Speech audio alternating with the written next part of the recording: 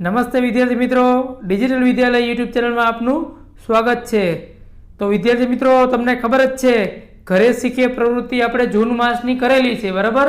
તેના video already upload થયેલા છે અને તમે બધાએ જોયેલા છે।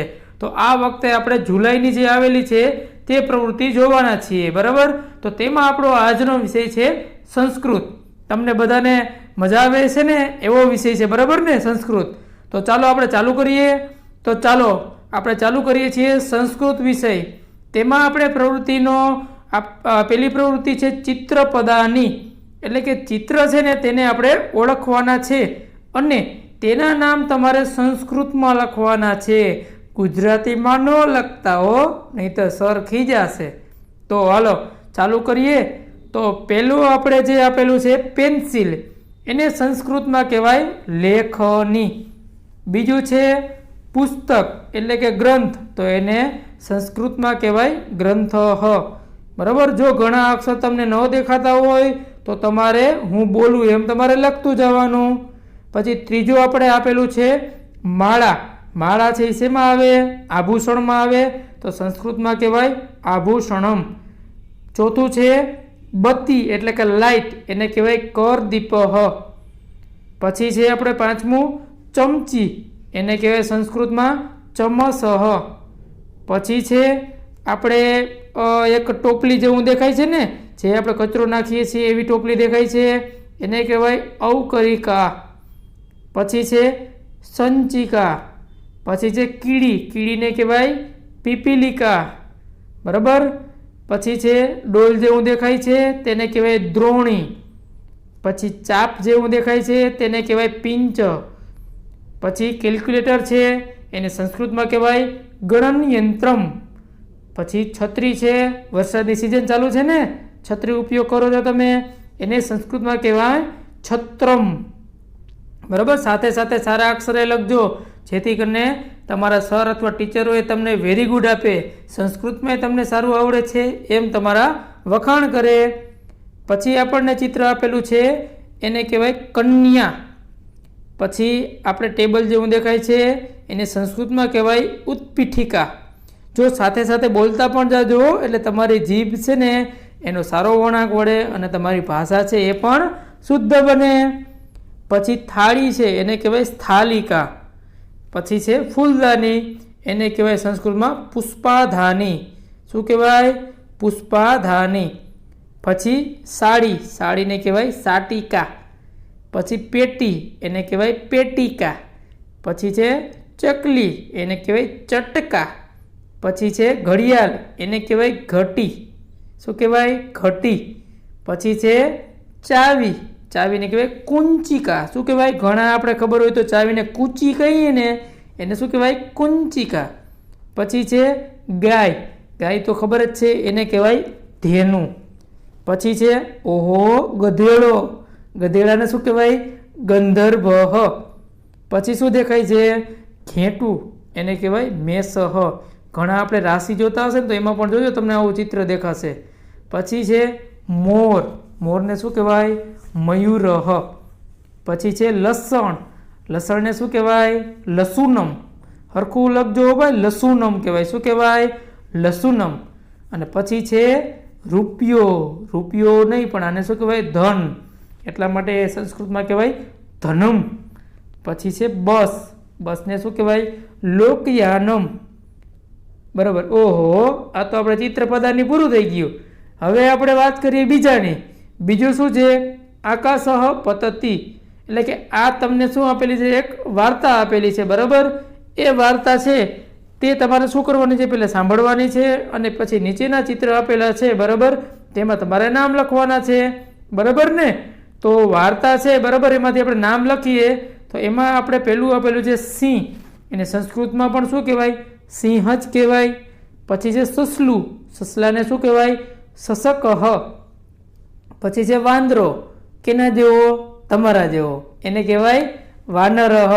આપણે પણ વાંદરા જેવા જ છીએ ને, આપણે પણ પહેલા જમાનામાં વાંદરા જ કહેતા હતા, પછી ધીમે ધીમે આપણે ઉત્ક્રાંતિ થઈને આપણે માણસ થઈ ગયા, એટલે જ આપણે ઘણી વખત સાહેબ કહીએ, અરે વાંદરા જેવો ન થાને, છાનો મોનો વહી જાને, તોફાન કરતા હોય ત્યારે કહે કે ન કહે તમને, એટલા માટે।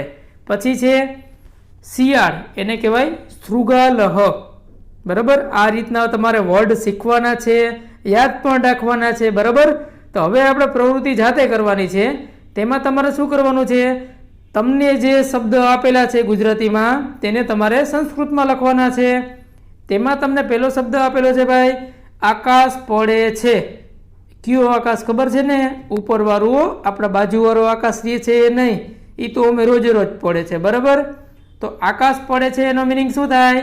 આકાશઃ પતતિ. બરાબર, આકાશનું આકાશઃ થાય અને પડે છે એનું પતતિ થાય. બરાબર, તો એવી જ રીતના બનાવો છે ને ભાઈ. બીજો છે દડો પડે છે, તો દડાને કહેવાય કંદુકઃ. તો શું લખવાનું થાય ભાઈ? કંદુકઃ પતતિ. પછી સી, ફળ પડે છે, તો ફળને શું કહેવાય? ફલમ. તો ફલમ પતતિ. પ્રકાર 1 પૂરો થઈ ગયો. હવે વાત કરીએ પ્રકાર 2 ની. તેમાં આપણને આપેલું છે મુકેશ દોડે છે, તો શું થાય? તો દોડે છે એનો મતલબ થાય ધાવતી. તો શું થશે? મુકેશઃ ધાવતી. પછી બી, સલીમ દોડે છે, તો એનું શું થશે? સલીમઃ ધાવતી. પછી સી, કલ્પેશ દોડે છે, તો એનું શું થશે? કલ્પેશઃ ધાવતી. થઈ ગયો ને પ્રકાર 2 પૂરો. હવે પ્રકાર 3, સુધા દોડે છે, તો શું આવશે? સુધા ધાવતી. ખાસ યાદ રાખજો, સુધા છે એ કેનું નામ છે? છોકરીનું નામ છે. એટલે એના પાછળ 2 મીંડા છે આપણા અનુસ્વારવાળા. બરાબર, હા બોલીએ ને એ લાગે નહીં. બરાબર, એટલે કે વિસર્ગ આવે નહીં. તો હવે જોઈએ એની આગળ ગોપી દોડે છે, તો શું આવશે? ગોપી ધાવતી. પછી સી, માલા દોડે છે, તો એમાં શું આવશે? માલા ધાવતી. ક્લિયર? આ રીતના છે ને તમારે છે શબ્દ ઉપર આપેલા છે એ શબ્દ મુજબ તમારે લખવાનું છે. બરાબર ને? હવે જો આપણે શું કરવાનું છે, તો કે આ આપણે ઉપરની જે વાર્તા આપેલી છે તે વાર્તા હું તમને ટૂંકમાં કહી દઉં. બરાબર, એના ઉપરથી પછી તમારે શું કરવાના છે, તમને જે ચિત્રના ક્રમ આડાઅવળા થઈ ગયા છે ને તે તમારે લખવાના છે. બરાબર, ચિત્રના ક્રમ આડાઅવળા થઈ ગયા છે ને તે તમારે શું કરવાના છે?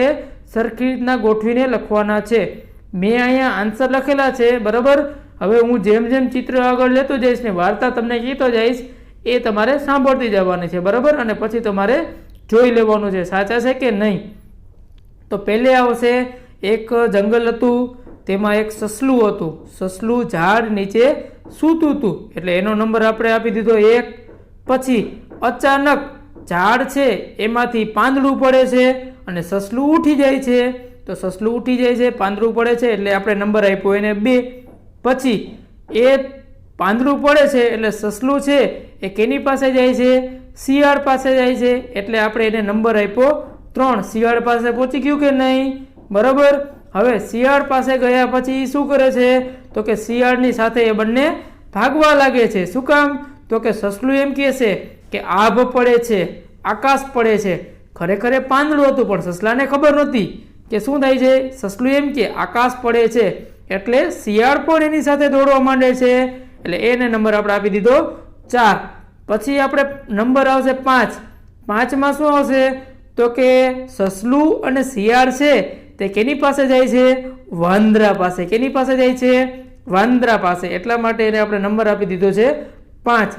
પછી વાંદરાને એમ કહે છે ભાઈ આકાશ પડે છે, તો વાંદરું તો અમે બીકણ હોય, એ એની સાથે ભાગવા લાગ્યું. એટલે પ્રવૃત્તિ આમાં ચિત્ર નંબર 6માં શું આવશે? સસલું, શિયાળ અને વાંદરો તને તન દમદમાકર ભાગે છે. બરાબર, એટલે એનો આવી ગયો નંબર 6. ભાગતા ભાગતા કેની પાસે જાય છે? તો કે સિંહ પાસે પહોંચે છે, તો એને નંબર આપણે આપી દીધો 7. પછી સિંહ પાસે પહોંચી અને પછી સસલું છે ને એ વાત કરે છે, એટલા માટે એને નંબર આપણે આપી દીધો 8. બરાબર, શું વાત કરે છે એ આપણે જોઈએ. બરાબર, આ 8 નંબર આપી દીધો. તો હવે 9 નંબરમાં શું થાય છે ભાઈ? તો કે એને વાત કરી ને કે શું? તો કે આકાશ પડે છે.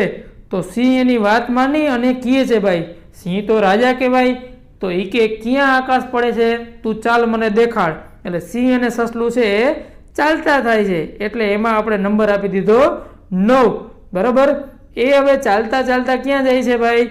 તો કે જંગલમાં પહોંચે છે. બરાબર, તો કઈ જગ્યાએ પહોંચે છે? જ્યાં સસલું સૂતું છે ત્યાં. તો એને આપણે નંબર આપી દીધો 10. અને પછી કયો નંબર આવે છે ભાઈ? પછી નંબર આવે છે 11મો. એમાં સસલું પાછું ભાગે છે, પણ ત્યારે સસલું કઈ રીતના ભાગે છે? તો કે સિંહ જ્યારે ગર્જના કરે છે ને ત્યારે સસલું ભાગી જાય છે કે ખરેખર આકાશ નથી પડ્યું ભાઈ, એ તો પાંદડું હતું. બરાબર, એટલા માટે પછી સસલું છે એ અહીંયાથી ભાગી જાય છે. તો આપણી વાર્તા છે અહીંયા પૂરી થઈ છે. અને આ જે નંબર આપવાના હતા એ નંબર પણ તમે તમારી રીતના પછી જોઈને લખી નાખજો. પહેલે તમારી મેળે સમજજો, નો આવડે તો જોઈ લેજો. જોઈ લ્યો જીને. પ્રવૃત્તિ નંબર 2 પણ પૂરી થઈ ગઈ. અને ખાસ મિત્રો, તમારે જો આવા જ બધા વિડીયો જોતા હોય ને તો આપણી જે ચેનલ છે ને એમાં જોડું થમ્સઅપ જેવું બટન છે, જેને લાઇકનું બટન કહેવાય, એ લાઇક દબાવી દેજો અને આપણી ચેનલને સબસ્ક્રાઈબ કરી લેજો.